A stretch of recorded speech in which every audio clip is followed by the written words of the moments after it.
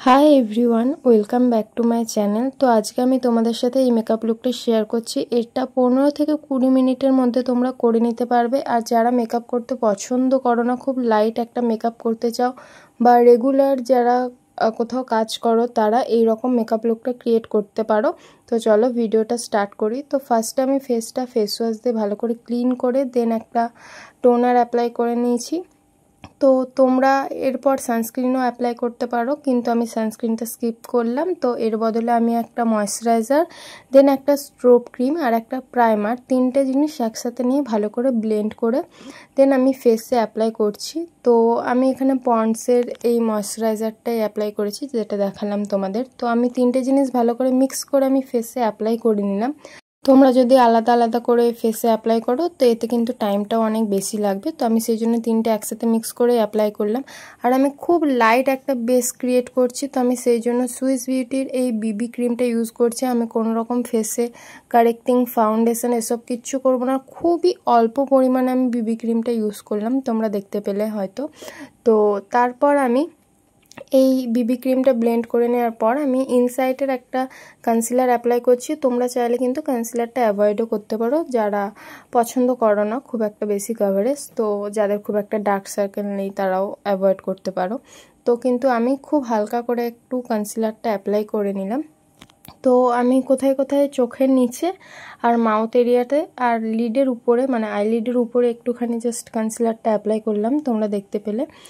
তো এরপর আমি ইনসাইড কসমেটিক্সেরই একটা ক্রিম ব্লাশ ফেসে অ্যাপ্লাই করে নিচ্ছি। তো সেটাও আমি বিউটি ব্লেন্ডারে করেই ব্লেন্ড করছি, তোমরা চাইলে হাতে করেও ব্লেন্ড করতে পারো। তো ব্লাশটা আমি ব্লেন্ড করে নেওয়ার পর এবার একটা পাউডার ব্লাশ অ্যাপ্লাই করছি, যেটা কিনা ল্যাকমির। তো ব্লাশটাও আমি কিন্তু খুব হালকা করে অ্যাপ্লাই করছি, যেহেতু এটা খুব একটা লাইট বেসের মেকআপ হচ্ছে আর মানে রেগুলার বেস মেকআপ হচ্ছে। তো খুব বেশি করে মানে ব্লাশ এসব কিন্তু দেওয়ার কোনো প্রয়োজন নেই। তো এরপর আমি যেহেতু ভিডিও করছি আর বললাম যে অনেকে লাইট বেসের মধ্যে অন্য সময়ও কোথাও গেলে এই মেকআপটা করতে পারো, তাই আমি অল্প করে হাইলাইটার অ্যাপ্লাই করলাম। তোমরা যারা রেগুলার বেসে মেকআপটা করবে তারা হাইলাইটারটা অ্যাভয়েডও করতে পারো। তো তারপর কিন্তু আমি নাইকার একটা কম্প্যাক্ট পাউডার দিয়ে ফুল ফেসটা ভালো করে সেট করে নিলাম। তো এরপর আমি জাস্ট আই মেকআপের জন্য আইলিডে একটা নিউড কালারের সেট অ্যাপ্লাই করছি, বা এর বদলে তোমরা চাইলে হালকা একদম ব্রাউন কালারের শেডও অ্যাপ্লাই করতে পারো।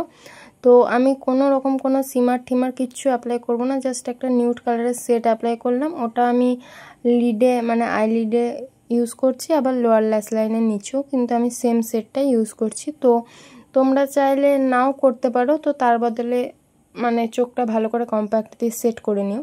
তো এরপর আমি কোনো রকম কোনো কাজল লাইনার কিচ্ছু করবো না, আমি জাস্ট মাস্কারাটা অ্যাপ্লাই করছি, কারণ মাস্কারা না অ্যাপ্লাই করলে চোখটা কেমন যেন ফাঁকা ফাঁকা লাগে, তাই আমি মাস্কারাটাই ভালো করে অ্যাপ্লাই করে নিলাম।